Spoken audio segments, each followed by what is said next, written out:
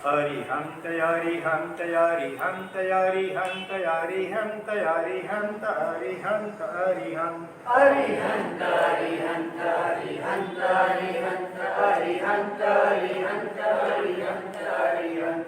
ओम ऐं नमः। ओम ऐं नमः। ओम ऐं नमः। ओम ऐं नमः। ओम ऐं नमः। ओम ऐं नमः। ओम ह्रीं नमो नारायणाय। ओम ह्रीं नमो नारायणाय। ओम ह्रीं नमो नारायणाय। ओम ह्रीं नमो नारायणाय। ओम ह्रीं नमो नारायणाय। ओम ह्रीं नमो नारायणाय। प्रभु एवो अवसर मारो क्यारे आवसे। प्रभु एवो अवसर मारो क्यारे आवसे। आर्त रौद्रनो युग्म अनादि काळनो। आर्त रौद्रनो युग्म अनादि काळनो। वर्ते छे मुझ आत्मा बળ भावजो। वर्ते छे मुझ आत्मा बળ भावजो। धर्म शुक्ल अग्निना अतिशय ज्योरते। धर्म शुक्ल अग्निना अतिशय ज्योरती। भस्मीभूत थई जासे क्यारे सावजो। भस्मीभूत थई जासे क्यारे सावजो। प्रभु एवो अवसर मारो क्यारे आवसे। प्रभु एवो अवसर सौनो क्यारे आवसे। મોક્ષાર્થી આત્માર્થી એવા અથવા સુખાર્થી એવા પણ જીવોએ એવા પ્રકારના ઉત્તમ મનોરથો પોતાના ચિત્તમાં કરતા રહેવા જોઈએ.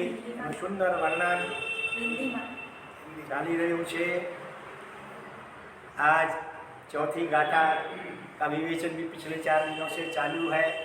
4 दिन हो गए चौथी गाथा में. तो अभी 4 प्रकार के जो धर्म ध्यान है, आज्ञा विषय धर्म ध्यान, अपाय विषय धर्म ध्यान, विपाक विषय, और अभी चौथा चल रहा है संस्थान विषय धर्म ध्यान. उस संस्थान विषय के भी 3 दिन हो गए. आज चौथा दिन है. उसमें भी अधोलोक की बात अभी करीब करीब हुई है. 14 राजलोक इतना विराट है, और उसमें हमारा स्थान तो कहाँ है? अपना बंगले, आपके बंगले का स्थान है उसमें नक्शे में किधर कुछ नालासोपारा का है, हाँ, महाराष्ट्र का भी है. इसमें कुछ दिखता है स्थान? पूरे भारत देश का भी दिखता है? नहीं दिखता है. अरे वर्तमान खोजी हुई विश्व भी परमाणु जितने आ जाती है. इतना ही विराट विश्व है पूरा. इसमें आगे विभाग में तो नीचे 7 नरक पृथ्वियाँ आई है. उनकी क्या व्यवस्था है, वहाँ कितने लोग होते हैं, उसका भी कुछ वर्णन हो गया. कल हमने क्या सोचा था, देखो अधोलोक में नारकी के सिवाय भी है. क्या है? 10 प्रकार के भवनपति हैं.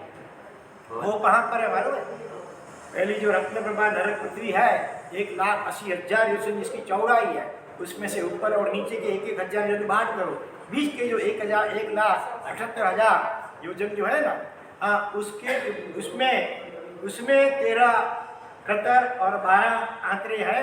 उसमें से पहला आंतरा और दूसरा आंतरा को छोड़ करके बीच के जो 10 आंतरे हैं, उसमें 10 प्रकार के भवनपति रहते हैं, माने वो अधोलोक में है.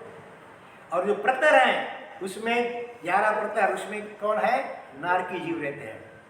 हाँ, इस प्रकार से है.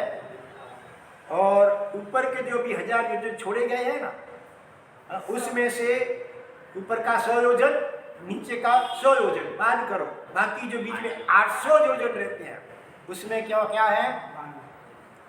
उसमें व्यंतरण, 8 प्रकार के व्यंतरणों के नगर हैं. और अभी जो ऊपर 100 योजन ऊपर के जो छोड़े हैं, उसमें से 10-10 योजन ऊपर नीचे को छोड़ करके पिछले जो 80 योजन है, उसमें 8 प्रकार के बाण व्यंतर देवों का स्थान है. तो देखो ऊंचाई और नीचाई उसकी गिनती जैन शासन में मेरू पर्वत जो है जम्बू द्वीप के सेंटर में यहाँ पर है। असंख्य द्वीप समुद्र अभी मध्य लोक में अपन बात करेंगे, उसके बिल्कुल सेंटर में 1 लाख योजन ऊंचा मेरू पर्वत है। हाँ, तो उसकी तलहटी में जो समभूतला समान तल वाली जो भूमि है ना, वहाँ से ऊंचाई और नीचाई की गिनती होती है। वर्तमान में तो समुद्र की तल पर जो होते हैं जमीन, वहाँ से ऊंचाई नीचाई की गिनती होती है, बराबर है।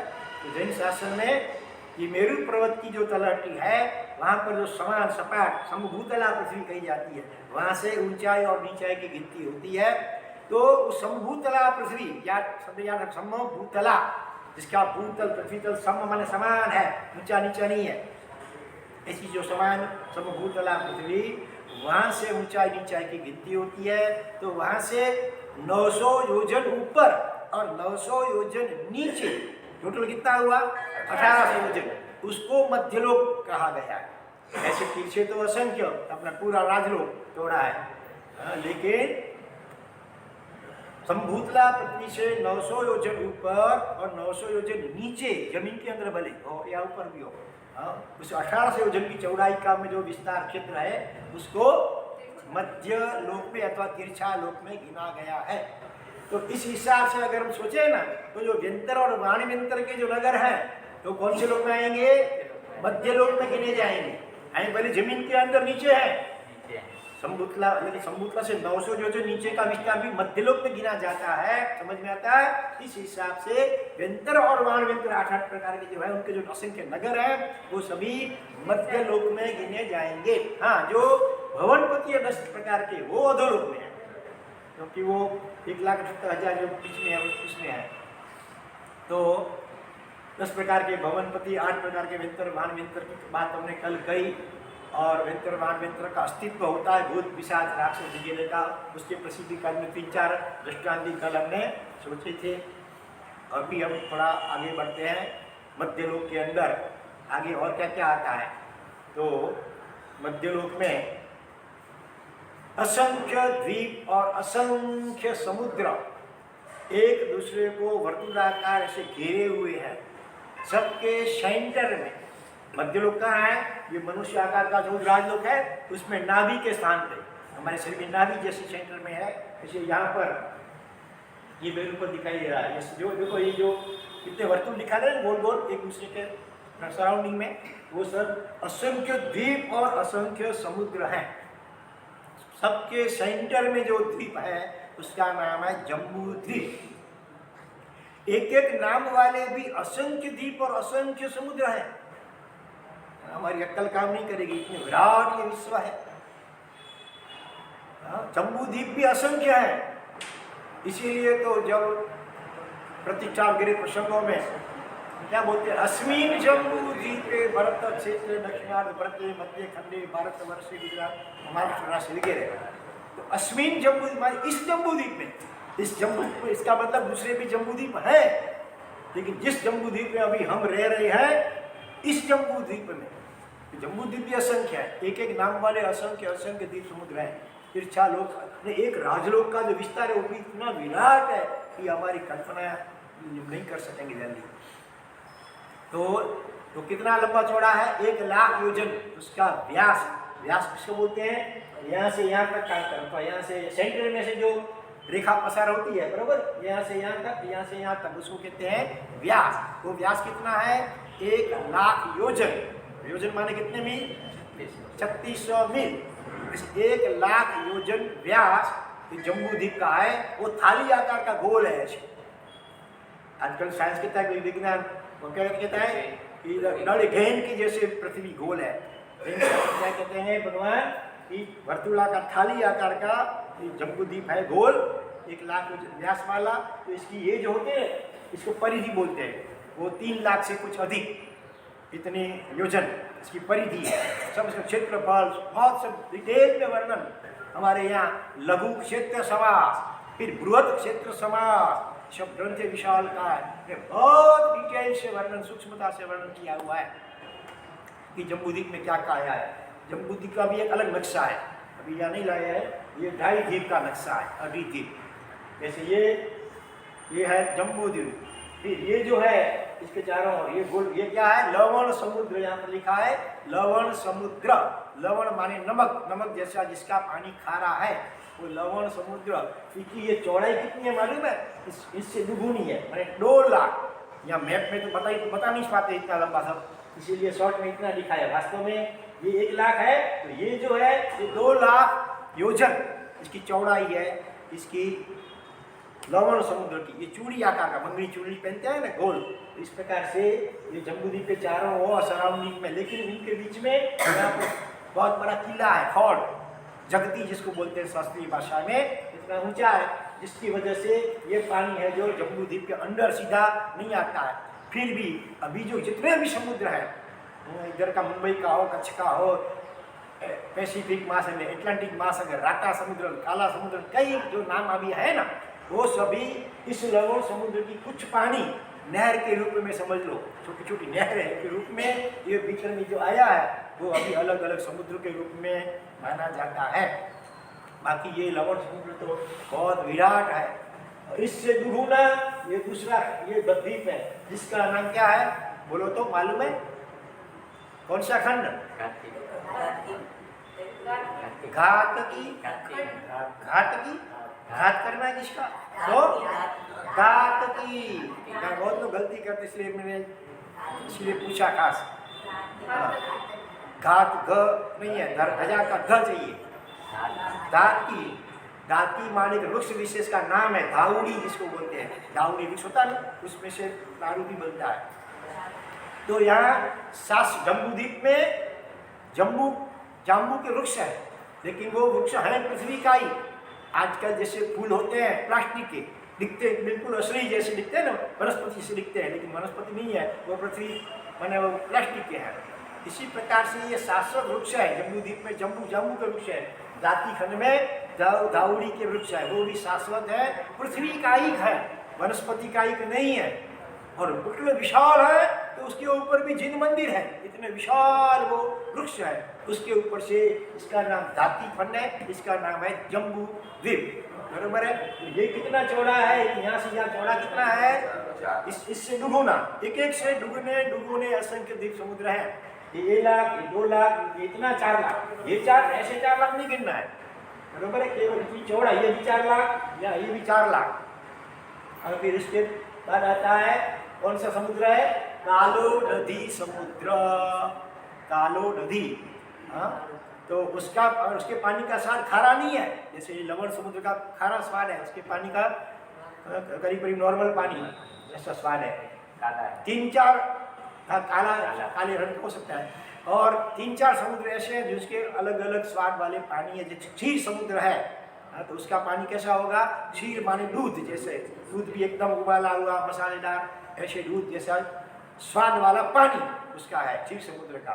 इसी तरह इक्षु समुद्र वगैरह आते हैं। इक्षु माने गन्ना, उसका रस, उसके जैसा उनका स्वाद है। एक घृतवर समुद्र भी है, घृत माने घी, उसके पानी का स्वाद प्योर डालडा घी नहीं, प्योर घी। आजकल की क्या घी की गाय का घी कैसा है, ऐसा एकदम प्योर घी जैसे स्वाद वाला, चिकना नहीं होता है पानी, लेकिन स्वाद प्योर घी जैसा होता है। ऐसे कुछ समुद्र ऐसे हैं उनके अलग अलग स्वाद वाले पानी होते हैं।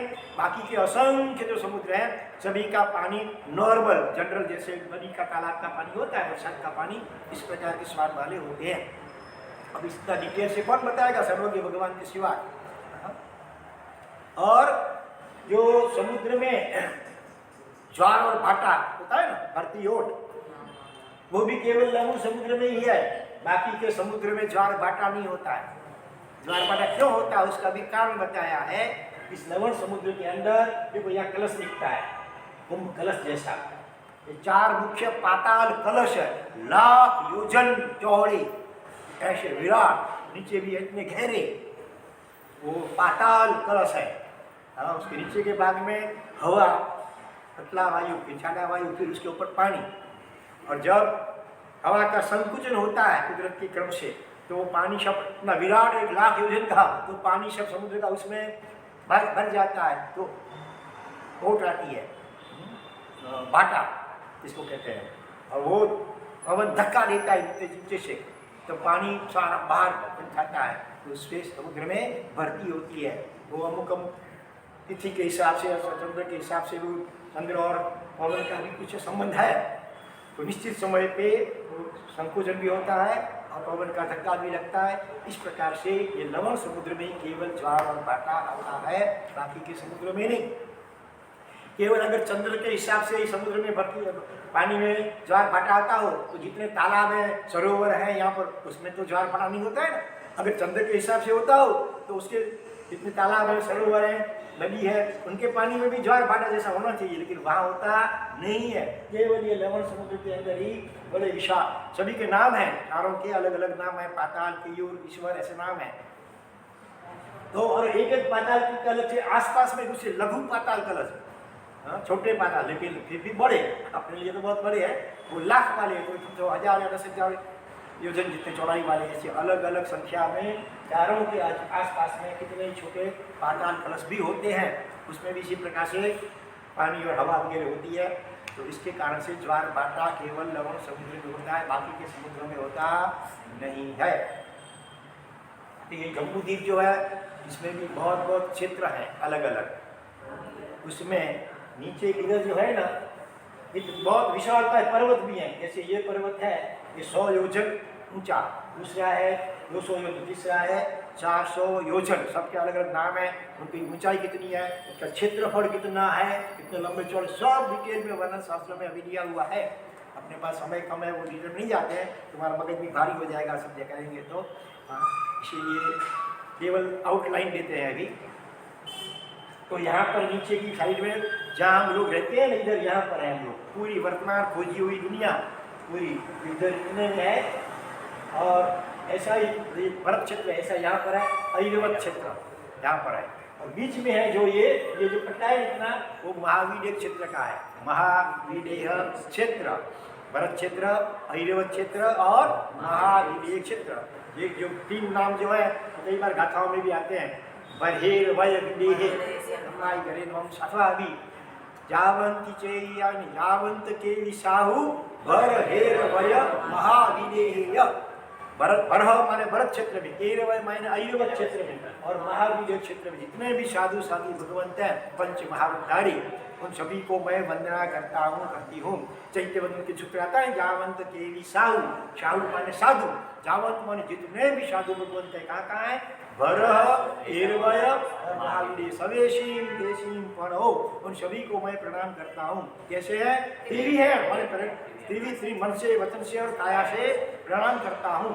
क्योंकि वो साधु भगवंत कैसे है, त्रिदंड विरयाणम, 3 दंड, मनोदंड, वचन दंड और काय दंड, माने मन वचन काया को जो दुष्ट आचरण, दुष्ट विचार, दुष्ट वाणी, दुष्ट आचरण, उससे जो विराम माने विराम ले लिया है, उससे जो दूर हो गए, प्रतिज्ञा पूर्वक जिंदगी भर के लिए मन वचन काया से कोई भी अशुभ विचार, अशुभ वाणी, अशुभ वर्तन नहीं करेंगे, ऐसी विश्व प्रतिज्ञा पंच महारत की जिन्होंने ली है, ऐसे जितने भी भरत, ऐरावत और महावीर क्षेत्र में साधु साधु भगवंत हो, सभी को मैं मन वचन काया से प्रणाम करता हूँ। अर्थ समझे तो कितना अर्थ हो, गागर में जैसे सागर, बिंदु में सिंधु समाया हुआ है। और भरत क्षेत्र भी एक नहीं है, टोटल 2.5 द्वीप जो है, ये 2.5 द्वीप का नक्शा पूरा मनुष्य क्षेत्र है पूरा इतना। तो इसमें 5 भरत क्षेत्र हैं, ऐरावत क्षेत्र भी 5 है और महावीर क्षेत्र भी 5 है। 5 5 5 कितना हुआ, 15। ये 15 कर्म भूमियाँ कही जाती हैं। कर्म भूमि माने जिसमें खेती किसान कृषि होती है, व्यापार वगैरह होता है। असी, मसी और कृषि। असी माने तलवार, माने शस्त्र अस्त्र। मसी माने स्याही, तो लेखन, लिखा पढ़े, व्यापार वगैरह। और कृषि माने खेती। ये 3 कार्यों का होते हैं, इसलिए उनको कर्म भूमि कही है। 3 प्रकार के कर्म माने कार्य होते हैं, इसलिए कर्म भूमि। और बाकी के जो क्षेत्र हैं, इधर भी है, इधर भी है, इधर भी है, इधर भी है और भी है, तो वो है अकर्म भूमि। वहाँ असी मसी कृति खेती व्यापार वगैरह नहीं होता है, तो फिर आजीविका कैसे चलती है। वहाँ 10 प्रकार के कल्प वृक्ष होते हैं। कल्प माने कल्पना करो, सोचो तुम और वैसा हो जाए। 10 प्रकार के कल्प वृक्ष होते हैं, वो देवताओं से अधिष्ठित होने के कारण हम उनके नीचे बैठ करके जो भी सोचे, जो भी भौतिक चीज़ें जीने के लिए चाहिए, वो सब मिल जाती है। 10 प्रकार के कल्प वृक्ष के नाम भी दिए हुए हैं। हर एक का अलग अलग कार्य होता है। कोई मकान जो कल्पवृक्ष वो रहने के लिए आवास देता है, कोई भोजन देता है, कोई पानी देता है, कोई प्रकाश देता है। ऐसे अलग अलग नाम हैं। आज भी अफ्रीका वगैरह के जंगलों में ऐसे ऐसे वृक्ष हैं। हाँ, रात को भी प्रकाश निकलता है जिनमें से, जैसे रेडियम है, अच्छा जुगनू होता है, उसमें लाइट होती है ना, ऐसे इसी प्रकार से वो पूरे वृक्ष भी प्रकाशित होते हैं। हालांकि वो कल्पवृक्ष में नहीं है, लेकिन कहने का मतलब ये है कि कोई प्रकाश देता है, कोई भोजन देता है, कोई पानी वगैरह देता है, कोई निवास स्थान देता है, कोई संगीत बजता है। ऐसे अलग अलग 10 प्रकार के कल्प वृक्षों के द्वारा उनके जीने के लिए जो भी जरूरत की चीज़ें हैं वो सब पूरी हो जाती हैं। इसलिए उनको न व्यापार धंधा करना पड़ा, न 2 नंबर के चौपड़े बनाने पड़ते हैं, न सीजन में रात को जागना पड़ता है, न उनको रसोई पानी करनी पड़ती है। हाँ, लेकिन वहाँ पर तीर्थंकर भगवंत का जन्म नहीं होता है। वहाँ मंदिर अथवा तो देव गुरु और धर्म में साधु संत भी नहीं होते हैं, वहाँ धर्म भी नहीं है। फिर भी वो अल्प कसाय वाले क्रोधमान मायालोभ बहुत अल्प मान में होते हैं, क्योंकि उनको कोई झगड़ा करने का जरूरत नहीं पड़ता है। जिसको जो चाहिए सब पूरा मिल जाता है, सबको मिल जाता है। तो ईर्ष्या करना, द्वेष करना, झगड़ा करना, 2 नंबर की कमाई करना, उघरानी किसी अटक जाती है, फिर अर्थज्ञान रुद्रज्ञान होते हैं, ऐसा कुछ वहाँ होता नहीं है। इसीलिए वो आयुष्य पूर्ण करके स्वर्ग में ही जाते हैं। वो अकर्म भूमि है, लेकिन वहाँ जाने की इच्छा नहीं करना। क्योंकि देवगुरु धर्म नहीं है वहाँ पर, वो केवल भोग भूमि है। वो वहाँ युगलिक के रूप में जन्म होता है, ट्विंस जन्म होते हैं, लड़का और लड़की, भाई बहन दोनों साथ में जन्मते हैं। कुछ उम्र होने के बाद वही दंपति के रूप में हो जाते हैं। ऐसी वहाँ की कुदरती व्यवस्था है। उसके माता पिता उसका कुछ रीत तक पालन करके वो स्वर्गवासी हो जाते हैं। तो वो अकर्म भूमियाँ इनसे डबल है। ये जो अगर 5 है, 5 में 5 है, टोटल 15 है ना, तो अकर्म भूमियाँ 30 है, 15 कर्म भूमि, और टोटल 2.5 द्वीप के अंदर कुल मिला करके अकर्म भूमि कितनी है? 6 5 30, 6 जम्मू द्वीप में, 12 इधर और 12 इधर, पूर्व और पश्चिम ताप्ती खंड और पूर्व पश्चिम पुष्कराल द्वीप, तो 30 अकर्म भूमियाँ। तो तीर्थंकर देवगुरु धर्म वगैरह कर्म भूमि में ही होते हैं। तो 5 भरक्षेत्र कैसे हुए? एक यहाँ पर है भरक्षेत्र, दूसरा भरक्षेत्र यहाँ पर है, तीसरा यहाँ पर है, चौथा यहाँ पर है, 5वां यहाँ पर है। ये बात नीचे नीचे हाँ, एक इसमें है, 2 यहाँ पर है, फिर 2 इधर है, बराबर है। 1 भरक्षेत्र, इधर 2, इधर 2, ये टोटल 5 भरक्षेत्र। समझ में आया? इसी प्रकार से 5 ऐरवत क्षेत्र, एक इधर है जम्मू द्वीप के अंदर, फिर 2 है, ये 2 है दाती खंड में, और इधर 2 है ये अर्ध पुष्कर द्वीप है। टोटल 5 भरत, 5 ऐरवत, ऐसे महावीर क्षेत्र 5 है। जम्मू द्वीप का इधर ये महावीर क्षेत्र है, और इधर 2 है, इधर 1 और इधर 1, और इधर एक महावीर क्षेत्र, ये इधर एक इधर, फिर आगे इधर पुष्करा द्वीप में 1 इधर और 1 इधर। ऐसे 5 महावीर क्षेत्र हुए, 5 भरत क्षेत्र, 5 ऐरवत क्षेत्र और 5 महावीर क्षेत्र। टोटल 15 कर्म भूमियाँ हैं। चैत्यवंत में बोलते कम भूमिहीन पद्म संदयनी कुपोषय सतरीशय जिनवराण निरंतर भई। 15 कर्म भूमियों में उत्कृष्ट काल में 170 170 इतने तीर्थंकर एक साथ मान एक समकाल में विचरते रहते हैं। क्षेत्र बड़े विशाल है। ये जो महावीर क्षेत्र है ना, इस भरत क्षेत्र से 32 गुना समझो बड़ा है करीब, उसके 32 विभाग हैं। इस बड़े बीच बीच में पर्वत आते हैं, नदी आती है, फिर क्षेत्र आता है, फिर पर्वत नदी क्षेत्र, पर्वत नदी क्षेत्र। ऐसे क्षेत्र 8 क्षेत्र, 8 यहाँ है, 8 इधर है, 8 इधर, 8 इधर, टोटल 32 महावीर क्षेत्र के अंदर 32 क्षेत्र है। उसको 32 विजय कहते हैं। विजय क्यों कहते हैं? चक्रवर्ती उनके ऊपर विजय पाता है, चक्रवर्ती के लिए विजय पाने योग्य होने के कारण से वो क्षेत्र विजय कहे जाते हैं। उसमें से वर्तमान काल में कहाँ तीर्थंकर है, कल कोशिश करेंगे जम्बू द्वीप का नक्शा वो जरा बड़ा होगा, ये 2.5 द्वीप का नक्शा है। तो उसमें यहाँ से 1 2 3 जगह 8वां जो क्षेत्र 8वां विजय, उसका नाम है पुष्कलावती विजय। 32 विजयों के नाम अलग अलग दिए हुए हैं। इसमें 8वां विजय यहाँ पर है, कौन सा? पुष्कलावती विजय। उसमें पहले तीर्थंकर सीमंदर स्वामी अभी भी विहरमान है, बराबर है। एक क्षेत्र इतना विशाल विराट है, कभी दो क्षेत्र के तीर्थंकर साथ में कभी होते ही नहीं है, समझो कितने विशाल है। तो हम लोग यहाँ पर हैं और सिमंदर स्वामी यहाँ पर हैं, तो ये कौन सा कोना हुआ? देखो ये उत्तर, ऊपर जाते हैं, कोई भी मैप होता है, हाँ, भारत का नक्शा भी समझ लो, तो ऊपर की ओर उत्तर, नीचे दक्षिण, दाहिनी ओर पूर्व, बाईं ओर पश्चिम गिना जाता है। तो हम लोग यहाँ पर हैं और यहाँ से सीधा मेरू पर्वत ऊपर उत्तर में है, हमारे यहाँ से उत्तर में मेरू पर्वत है, लेकिन और ये दाहिनी ओर होगा तो वो पूर्व दिशा होगी। तो पूर्व और उत्तर के बीच का जो कोना है, बराबर है, तो कौन सा कोना है? पूर्व उत्तर के बीच में ईस्ट और नॉर्थ के बीच वाला जो कोना है उसको बोलते हैं ईशान कोना, ईशान।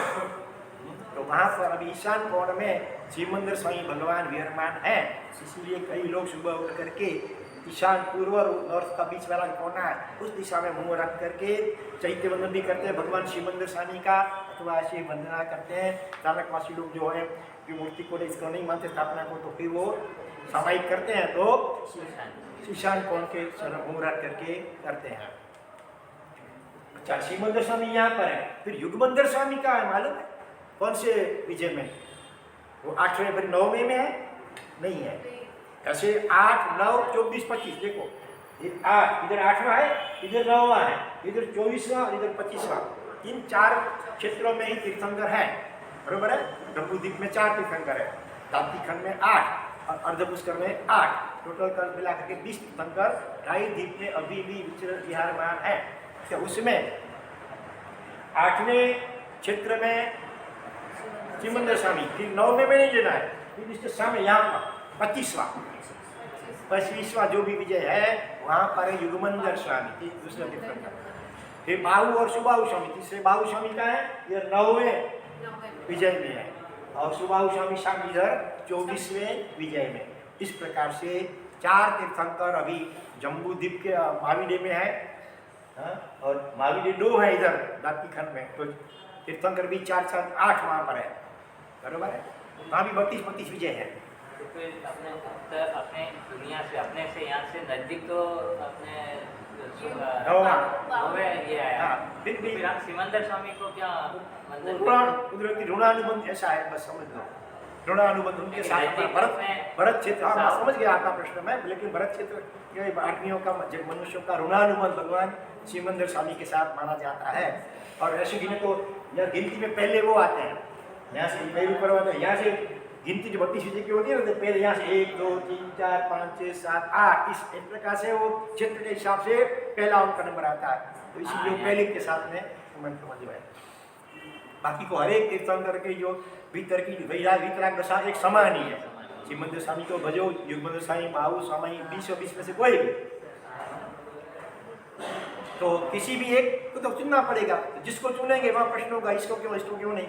इसलिए जो 32 में पहला जिनका नाम आता है 32 विजयों में 8वां, तो उनके साथ संबंध ज़्यादा है, इसलिए उनकी उपासना हम लोग करते हैं। तो लेकिन बड़ा भारी लगता है जब दूसरे तीर्थंकर थे ना, अजितनाथ भगवान, उस समय में 100 अभी जैसे 20 तीर्थंकर विचरते हैं, लेकिन उत्कृष्ट काल जब दूसरे तीर्थंकर होते हैं अवसर्पिणी काल के, अब उत्सर्पिणी काल के 23वें तीर्थंकर होते हैं, तब 170 तीर्थंकर कैसे विचरते हैं? जैसे ये बाविडे का 32 विजय है ना, तो 32 में एक तीर्थंकर होते हैं।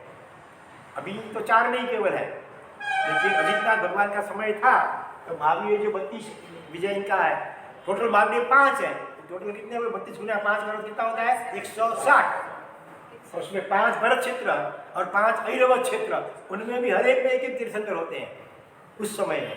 टोटल कितने हुआ? 170 तीर्थंकर। अभी तो केवल भरत क्षेत्र में तो है नहीं, 5 भरत में और 5 ऐरवत क्षेत्र में अभी कोई तीर्थंकर विराजमान है नहीं, केवल ये जो 5 महावीर क्षेत्र हैं और हर एक में 4 तीर्थंकर विराजमान हैं, तो 5 24, तो मिनिमम 20 तीर्थंकर तो हमेशा होते ही है।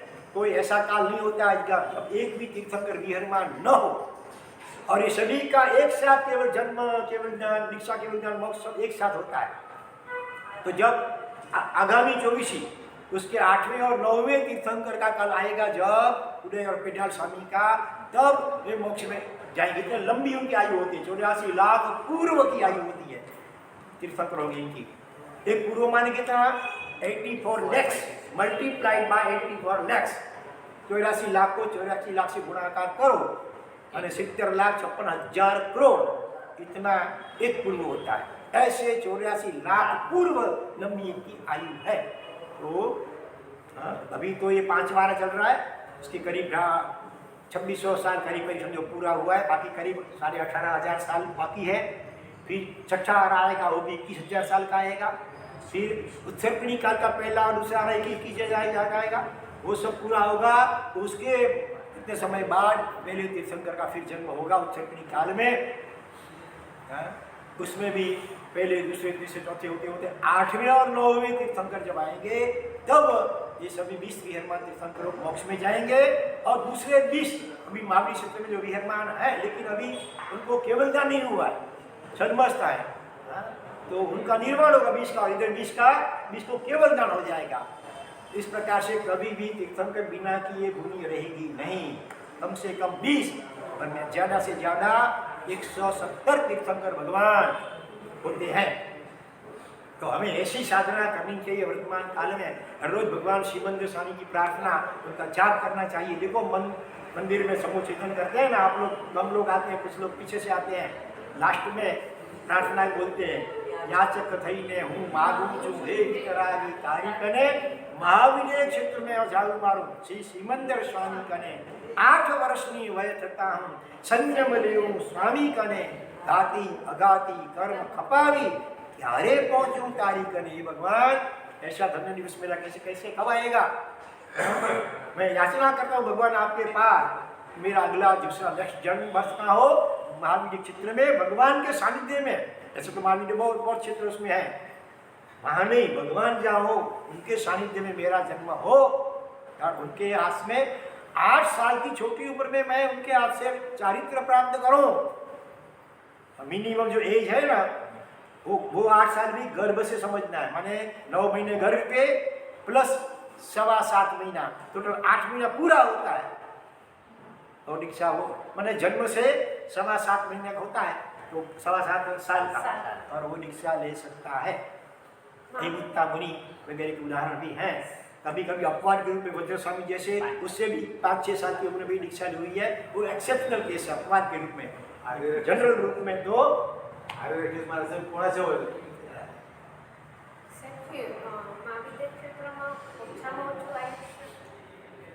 अंतर्मुख का, सबका ओछा मास मिनिमम आयुष्य अंतर्मुख का समझ लो। गर्भ में भी चला जा सकता है, जन्म के बाद वो भी मर सकता है, वो वहाँ पर भी ऐसा ही है। चलो आगे पूछना है कुछ, बोलो। उसकी बात भी करते हैं, बाकी उसकी बात करते हैं। जम्बूद्वीप तो एक ही पूरा, लेकिन महावीर क्षेत्र उसमें 2 अर्ध पुष्कर में भी अर्ध क्यों होता है वो भी समझ लो। चलो देखो अभी समझ लो समझ लो। जम्बूद्वीप, लवण समुद्र, कालोवली समुद्र, फिर जो इससे दुगुना कितना 1 लाख 2 लाख 4 लाख 8 लाख 16 लाख चौड़ाई वाला पुष्कर द्वीप है तीसरा द्वीप। उसके बीच बर्फ मध्य भाग में मानुषोत्तर नाम का एक पर्वत, वो भी वर्तुलाकार ऐसा ही है, वो पसार होता है। उसके कारण से उसके 2 विभाग हो जाते हैं। पुष्कर द्वीप के 2 विभाग क्यों होते हैं? बीचों बीच मानुषोत्तर पर्वत, देखो ये जो दिखाया ना, ये पर्वत देखो शिखर है सब। तो उसके ये बाजू का जो है उसमें मनुष्य की बस जन्म मरण होते हैं, उसके वो साइड जो होता है वहाँ पर मनुष्य का जन्म मरण होता नहीं है। कोई मनुष्य जा सकते हैं विद्या के द्वारा, मुनिवर होते उड़ करके आकाश का गमन जा सकते हैं, लेकिन मनुष्य का जन्म मरण तो वायु द्वीप के अंदर ही होता है। इसीलिए मनुष्य क्षेत्र तो ये इसलिए आधा कहा गया, पुष्कर द्वीप आधा लेने का, इसलिए 2.5 द्वीप हुई। जम्बूद्वीप पूरा, दातिखंड पूरा, लेकिन पुष्कर द्वीप आधा। इसलिए मनुष्य क्षेत्र मनुष्य की जन्म मरण होते हैं। उसके बाद जो असंख्य द्वीप भी है, लेकिन वहाँ मनुष्यों का जन्म मरण वगैरह होता बिल्कुल नहीं है। केवल 8वां नंदीश्वर द्वीप है, वहाँ अमुक मुनिवर जा सकते हैं। और कुंडल द्वीप और रुचक द्वीप है, लब्धिधारी विशिष्ट महामुनिवर होते हैं, बस वो वहाँ तक जा सकते, उसके आगे भी असंख्य द्वीप समुद्र है, लेकिन वहाँ कोई लब्धिधारी मनुष्य भी जा सकते नहीं है। तो दो बड़े क्षेत्र हैं। हाँ, वहाँ पे भी 2 बड़े क्षेत्र हैं। कहाँ पर? अरे तो उसके भाई ना, हाँ भाई, इधर ये 2 है, धरती खंड ये 2, ये जम्बूद्वीप का 1, तो इतने में आ गया 5 भारत, इधर आ गया 5 ऐरावत, और इधर आ गया 5 महागीर क्षेत्र, बरोबर है। तो देखो टोटल कितना होता है, गिनना बरोबर, इधर 1 लाख है, ये 2 लाख, ये 2 लाख, 4 और 5 हुआ 2 लाख, अभी ये 4 और 4 लाख इधर का, 4 लाख इधर का। जब एक साइड जम्बूद्वीप को छोड़ दो, अभी एक साइड की गिनती करो, ये 2 लाख, 2 और 4 8 और 16 कितना हुआ? 24। ये 2 लाख, ये है, ये 4 लाख, ये हो गया 6 और 8 14 और 16 14 और 8 तो आधा हो गया है, 14 और 8 22 लाख ये हुआ, 22 लाख इधर का हुआ, 44 1 लाख का, ये जम्बूद्वीप जोड़ लो उसमें, टोटल 45 लाख योजन, 45 लाख योजन जैसे लंबा और चौड़ा मनुष्य क्षेत्र है, बरोबर है। और आका ऊपर जो सिद्ध शिला है ना, वो भी बिल्कुल उतनी ही है, 45 लाख योजन ब्रह्मांड, बिल्कुल मनुष्य क्षेत्र के ऊपर ही है, जरा भी ऐसे आगे भी साइड में नहीं है। जब भी किसी का मोक्ष होता है तो सीधा ऊपर जाता है, थोड़ा भी ऐसा नहीं जाता टेढ़ा मेढ़ा, बिल्कुल समश्रेणी से ऊपर जाता है, और वहाँ अलोकाकाश को छू करके वहाँ फिर हो जाता है। हमेशा लिए यहाँ इससे ऊपर भी नहीं जा सकता अलोकाकाश में, क्योंकि जीव को बुद्ध को गति करने के लिए और स्थिति करने के लिए जो सहायक तत्व है, धर्मास्तिका अधर्मास्तिका, आज का विज्ञान धर्मास्तिका को जो ईथर बोलता है, ईथर वो वहाँ पर नहीं है अलोकाकाश में।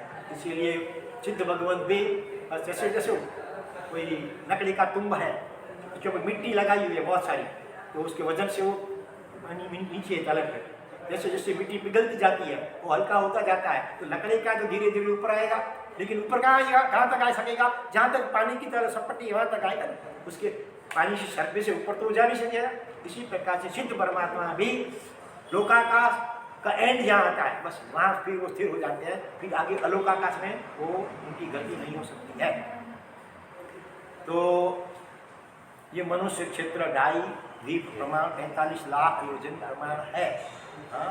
लेकिन ऐसे असंख्य द्वीप और असंख्य समुद्र हैं तिरछा लोक के अंदर, उसमें हाँ उसमें कोई इतनी सोई की नौक बरोबर जगह भी बाकी नहीं है कि मैंने और आपने, हम सभी ने अनंत अनंत बार जन्म मरण न किए हों। खूब शांत चित्त से गहराई से चिंतन करना, कितना विराट विश्व है, एक एक नाम के जब असंख्य असंख्य, तो असंख्य कितना बड़ा माप है वो भी विचार कर गए ना। 192 192 अंक की संख्या, वो तो शीर्ष प्रणाली का संख्या का है, अभी असंख्या उसके बाद भी बहुत बहुत बहुत बहुत आगे बढ़ते हैं, तब जाके कहीं असंख्या शब्द का प्रयोग होता है। तो ऐसे एक एक नाम के भी असंख्य द्वीप, असंख्य समुद्र, लवण समुद्र भी समझो, ऐसे ये है ऐसे असंख्य लवण समुद्र, एक एक नाम के भी असंख्य असंख्य द्वीप समुद्र। उसमें सबसे अंतिम जो समुद्र है उसका नाम क्या है मालूम है? क्या नाम है उनका? एकदम लास्ट जो समुद्र है सबसे बड़ा स्वयंभू रमण समुद्र, स्वयंभू रमण। एक और ये असंख्य द्वीप समुद्र, उसका जो लंबाई चौड़ाई जोड़ो एक साथ टोटल करो, उससे भी बड़ा है, उससे भी वो बड़ा, करीब करीब आधा राजलोक, उससे भी कुछ ज्यादा। इतनी जगह केवल एक लवण समुद्र स्वयंभू रमण समुद्र में रोकी हुई है, इतना विराट वो है। तो मोह राजा को स्वयंभू रमण समुद्र की उपमा देते हैं, मोह स्वयंभू रमण समुद्र तरी करी, चिति त्याजा क्षीण मोह गुण स्थान जो। ऐसा धन्य दिवस मेरा कब आएगा कि मोह रूपी स्वयंभू रमण समुद्र को मैं तैर जाऊंगा। और कितना असत्य ऐसा है ना, अपने हाथ कितना भी वो कुशल तरवैया हो तैरने वाला, वो भी इतने विराट समुद्र को पार नहीं कर पाएगा। तो ये मोह, महामोह ऐसा अनादि अनंत जन्मों का हमारा ये मोह है, राग द्वेष जो है, उससे पर होना बहुत कठिन से कठिन काम वो है। लेकिन ऐसा कठिन कार्य भी तीर्थंकर भगवान अपनी केवली और भगवंत कर चुके हैं और हम भी कर सकेंगे। निराश होने की जरूरत नहीं है, भले समय लगेगा, कुछ भाव लगेंगे और, लेकिन अगर हम चाहें जबरदस्त पुरुषार्थ करें तो केवल नेक्स्ट एक भाव के पीछे बाद में भी मोक्ष में जा सकते हैं, इतनी संभावना है। लेकिन उसके लिए तो बहुत पुरुषार्थ, भीतर का पुरुषार्थ करना होगा। उसकी पूर्व तैयारी जन्म में कर ले अगर, तो दूसरा जन्म अगर महाबली क्षेत्र में भगवान के सानिध्य में हो जाए तो वहाँ से बाकी का जो कर्म है, मोह है, तो संपूर्ण क्षय करके हम भी मुक्त हो सकते हैं, इतनी संभावना है। अगर वे नहीं कर पाए इस जगत में इसकी पूरी पूर्व तैयारी, तो ये भी संभावना है कि और भी अनंत पुद्गल परावर्त काल चक्र तक हमारा परिभ्रमण संसार में चलता ही रहे, चलता ही रहे, चलता ही रहे। वो हमको मंजूर है, कबूल है। हाँ, नरक में, निगोद में, एकेंद्रियों में, निखिलेंद्रियों में देखते कई प्रकार के जीव जंतु, कितने पशु पंछी कितने बेमौत मारे जाते हैं शिकारियों के द्वारा, कसा बिचड़ खानों में कत्ल हो रही है कितने प्रकार की, कितने कुत्ते बेचारों को कितना शरीर में कीड़ा पड़ जाता है, उसको कोई उपचार करने वाला भी कहीं कोई नहीं होता है। कई बार तो म्यूनिसिपालिटी वाले लोग उनको जहरीले मोदक खिला करके मार देते हैं। ऐसी हमारे हाल है, हमारी भी ऐसी स्थिति अनंत बार हो चुकी है। ये सब गंभीरता से चिंतन करना, संस्थान विषय धर्म ध्यान की बात चल रही है। ऐसे विराट विश्व में सोई की नोक जितनी भी जगह बाकी नहीं है, जहाँ हम सभी ने अनंत बार, एक दो बार ने अनंत बार जन्म मरण नहीं किए हो।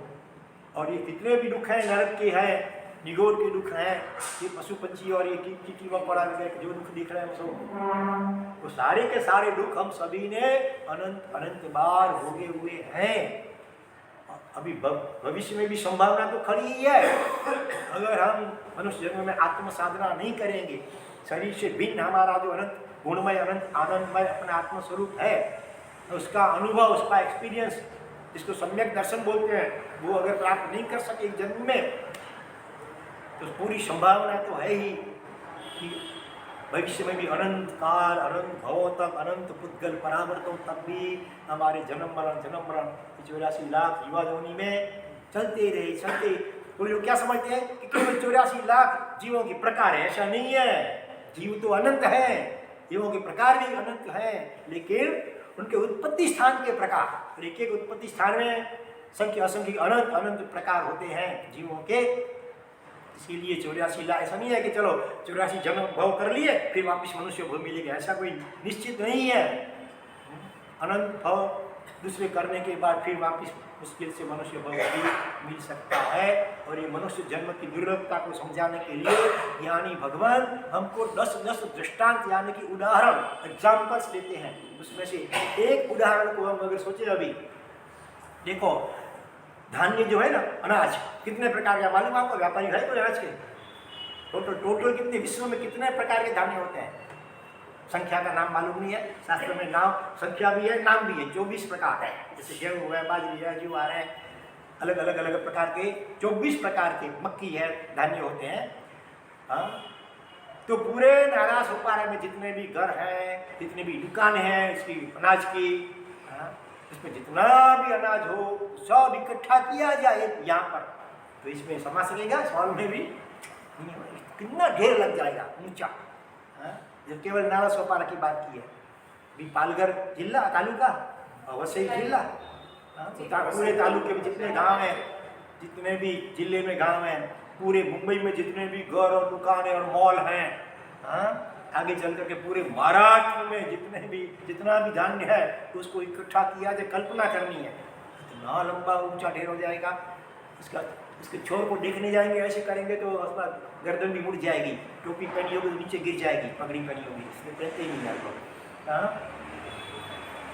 और ये तो महाराष्ट्र का हुआ, ऐसे कितने राज्य हैं पूरे देश में, भारत देश में, पूरे भारत देश के सभी प्रकार का धान्य का ढेर लगाया, कितना लंबा ऊंचा हो जाएगा, कल्पना करो।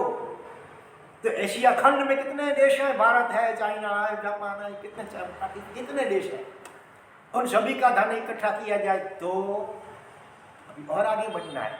जैसे एशिया है, अफ्रीका है, अमेरिका है, ऑस्ट्रेलिया है, यूरोप है, ये जो 5-6 खंड में जो वर्तमान पृथ्वी कही जाती है उसका भी केवल सब धन इकट्ठा किया जाए तो कितना ढेर हो जाए, कल्पना करना।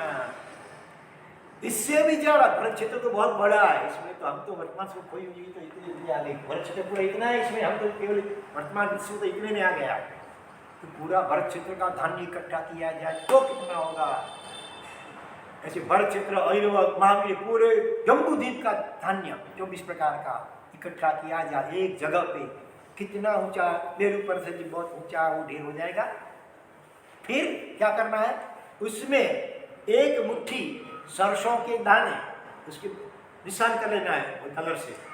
हाँ, फिर वो मुट्ठी जितने जो सरसों के दाने हैं उसको उस इतने विराट ढेर में एकदम मिक्स करना, मिला देना है। तो एक दाना इधर है तो दूसरा दाना है उस छोर पे, तीसरा उसके बीच में, चौथा इस छोर में, पांचवा उस छोर में, ऐसे एकदम मिक्स कर लेना है। बरोबर है, कल्पना करो कोई देवता द्वारा मिक्स किया जाए। और फिर कोई एक वृद्ध महिला जिसकी उम्र 100 साल की है, 100 साल की उम्र वाली वृद्ध महिला है, कमर से ऐसे झुक रही, गेट से झुक रही है और हाथ में ऐसे कांप रहे हैं, आंखों से कुछ पूरा दिखता नहीं है, इतने जाड़े जाड़े चश्मा है, वो कांच वाले चश्मा है। और उनको अगर कोई देवता कहे कि माँ जी देखो ये जो ढेर है ना, इसमें से कलर किए हुए, निशान किए हुए जो सरसों के दाने हैं ना, उसको अगर आप ऐसे इकट्ठा कर सके, एक भी दाना बाकी नहीं बचना चाहिए, पूरे सभी के सभी दाने इकट्ठे आप कर दो ना, तो आपकी उम्र 16 साल की बना देंगे। ठीक है, 16 साल की सुंदरी एक्ट्रेस जैसी बन जाएंगे। इतना प्रलोभन दिया जाए, मान लो तो देव कन्या जैसे आपको बना देंगे। कोई इंद्र कहे, कोई देवता कहे उनको, तो क्या ये पॉसिबल है? ऐसी वृद्ध महिला के लिए इतने विराट ढेर में से वो मिक्स किए हुए दाने को इकट्ठा करना करीब करीब असंभव जैसा ही समझो है। शास्त्रकार भगवान यह उदाहरण देकर के बताते हैं कि यह असंभव लगता हुआ कार्य भी किसी देवता की सहाय से कभी संभव भी हो सकता है। लेकिन हमें जो यह 84 लाख जीवा योनि में परिभ्रमण करते करते 14 राजलोक में भटकते भटकते अनंत पुद्गल परावर्तों से भटकते हमको जो मनुष्य जन्म अभी मिला है महा महा महापुण्योदय से, अगर प्रमाद में, आलस्य में और पापों में, पांच इंद्रियों के विषय भोगों में खो देंगे और पाप के ढेर बट जाएंगे और कहीं नरक में, निगोद में, एकेंद्रीय में, विकलेंद्रीय ऐसी गतियों में चले जाएंगे, तो वापिस यह मनुष्य जन्म मिलना इससे भी ज्यादा कठिन है। न केवल मनुष्य भवन को मिला है, साथ में ऐसा महान जैन जैसा अहिंसक दयामय कुल और धर्म मिला है। ऐसे महान सुदेव गुरु और धर्म मिले हमको, नौकार महामंत्र मिला है, शत्रुंजय आदि अनेक तारक तीर्थ मिले हैं। ऐसे कितने धर्मात्मा साधर्मिक मिले हैं जिन वाणी मिलती है। ये उत्तरोत्तर कितना कितना कितना दुर्लभ है। मनुष्य जन्म तो कितनों को मिला है, लेकिन ये कई कसाई बने होते तो हम, मच्छीमार बने होते तो और कितने करोड़ बांटते थे, कहाँ कहाँ भटकते। वैसे जैन कुल में जन्म मिला है, इतनी सारी अच्छी अच्छी सामग्रियाँ संसार सागर को पार उतरने के लिए हमें मिली है, उसकी हम उपेक्षा करके बस क्षणिक जो संसार का धन जो है उद्गल और उसको इकट्ठा करने में हमारे अमूल्य दिन रात उसमें गंवा देते हैं। तो कब मिलेगा ये क्या पता। बहुत गहराई से और गंभीरता से शांत से एकांत बैठ करके उसके ऊपर चिंतन करना है। तो ये कहलाएगा संस्थान विचय धर्म ध्यान। हाल में आया, ये केवल माहिती के लिए, इंफॉर्मेशन के लिए लेना नहीं है, तो दूसरे को बता सकेंगे तो ऐसा ही आज है। इसके ऊपर शांति से चिंतन करना है, अपनी आप को पूछना है जीव और तुझे कितना भटकना है। सब देख लिया है, अनंत बार देवलोक में जाके आया है, इससे और क्या है। चाइना जाना है, इधर जाना है, लंदन, पेरिस, हांगकांग, मलेशिया सब घूमने के लिए जाते हैं। अरे भाई 84 लाख जीवा पूरे 14 राजलोक में अनंत बार घूम के आया है, कुछ बाकी नहीं रहा है। जो भी खाते पीते सब ऐठ है, कोई जूठा आपने वो खाने के लिए तो खाएंगे क्या।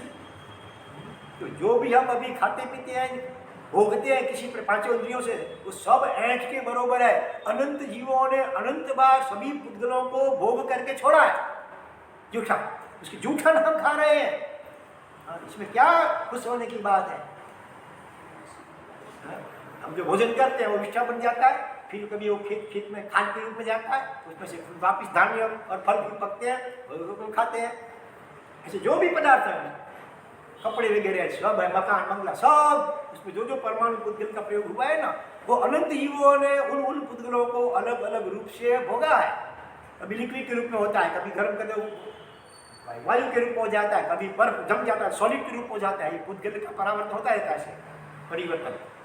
तो किसी प्रकार से इस जगत में जितने भी पुद्गल हैं, औदारिक वर्गणा के हैं, चाहे वैक्रिय वर्गणा के पुद्गल अनंत है, चाहे आहार वर्गणा के, भले लेकिन औदारिक और वैक्रिय अथवा तेजस कार्बन वर्गणा, समझो भाषा वर्गणा, श्वासोच्छ्वास वर्गणा के जितने भी पुद्गल हैं, वो सारे के सारे पुद्गल हम सभी अनंत बार भोग चुके हैं, हम और जगत के सभी जीव। उसका यही साइकिलिंग होता ही रहता है, प्रोसेसिंग, रिप्रोसेसिंग। तो कोई चीज़ नई नहीं है, खाने पीने की, देखने की, भोगने की, सब अनंत बार भोग चुके हैं, अनंत बार देव भी हो चुके हैं अपने लाखों करोड़ रूपों के द्वारा, सब भोग भुगते हैं हमने, फिर भी तृप्ति हुई नहीं है, होने वाली भी नहीं है। तृप्ति देने का उसका स्वभाव ही नहीं है। तृप्ति तभी होगी जब अपना सहज जो समाधिमय, आनंदमय, निर्विकार, निर्दोष, निर्मल, पवित्र, शुद्ध जो स्वरूप है, उसमें जब स्थिर होंगे, रमणता करेंगे, तो ही सच्ची तृप्ति, सच्ची शांति, सच्चा आनंद मिलेगा। अन्यथा और करोड़ों उपायों से भी त्रिकाल में भी सच्चा सुख हमें मिलने, हैप्पीनेस, ट्रू हैप्पीनेस। आपको हैप्पीनेस चाहिए ना, आपका प्रश्न तो हैप्पीनेस चाहिए हमारे साथ, इसके साथ ये सब चीज़ों का क्या संबंध है? ये संबंध है, हाँ, ये सब जानने से ख्याल हमें आएगा कि हम सब मौज मजा कर चुके अनंत बार। ये मोबाइल आजकल की नहीं है, विज्ञान भी उसका भी सर्कल चलता रहता है। पहले के ज़माने में कितने कितने मंदिर बांधे गए हैं, ब्राह्मणपुर के देखो ना, 1444 थांबले और सभी शिखर और शत्रुंजय के ऊपर इतने मंदिर, जब कोई ट्रेन की तो सोच नहीं, फिर भी बांध गए है कि नहीं? आबू, कितने आबू डेरवाड़ा सब। तो कोई चीज़ नई नहीं है, मोबाइल हो कि इंटरनेट हो कि कुछ भी हो, सब अनंत बार हो चुका है, कुछ नया है ही नहीं। नया है तो केवल एक चीज़ नहीं है जो अभी तक हमने नहीं की है, वो करना है।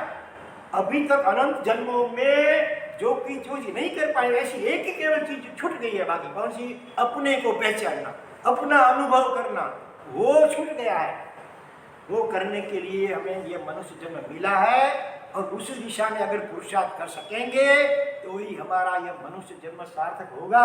ये धर्म क्रियाएं आप जो करते हैं वो भी अनंत बार कर चुके हैं, पूजा, सामायिक, प्रतिकामा, दर्शन, ऊपर ऊपर से सब किया हुआ है, वो सब बिल्कुल निरर्थक नहीं है। लेकिन उन सबके द्वारा चित्त की शुद्धि करके आत्मा को पहचानना था, वो नहीं कर पाए, बीच में अटक गए। तो फिर इससे पुण्य होगा, एक आध बार स्वर्ग भी मिल जाएगा, लेकिन परिभ्रमण तो चालू रहेगा। देव चंद्र कहे यह सब तो हम बहुत बार कर लीनो, पर समकित नवी लयो रे तो रूल्यो चतुर्गति माई। साधु भी अनंत बार बने, इसके भी ढेर लग गए हमारे, फिर भी आत्मा को नहीं पहचाना तो ये भी सफल सार्थक नहीं होगा। शास्त्र का खुला बिल्कुल स्पष्ट कहते हैं, इसको भी साधु जीवन को सार्थक करना है तो एक ही काम करना है, आपको साधु जीवन को सार्थक बनाना है, जीवत्व को भी यही काम करना है, अपने को पहचानना। इसके लिए सदगुरु की खोज करने की, आत्मज्ञानी की, और उसकी आज्ञा, उसकी कृपा को प्राप्त करना, उसकी साधना, उसके वचन के अनुसार आत्म साधना करके अपने अनुभव दशा को प्राप्त करेंगे तो ही हमारा ये मनुष्य जन्म सार्थक हो सकता है। और ये तीनों लोग समुद्राज में परिभ्रमण जो हमारा चालू है, उसका कुछ ही 1-2-4 भवों में भी अंत आ सकता है। ठीक है, तो इसके ऊपर खूब शांति से गंभीरता से विचार करेंगे, और भी आगे भी क्या है मध्यलोक में अथवा ऊर्ध्वलोक की बात भी सीखने बाकी है, वो सब अग्रे वर्तमान दिनाग्रम कुछ ही बोला गया हो। हार्दिक इच्छामि राम।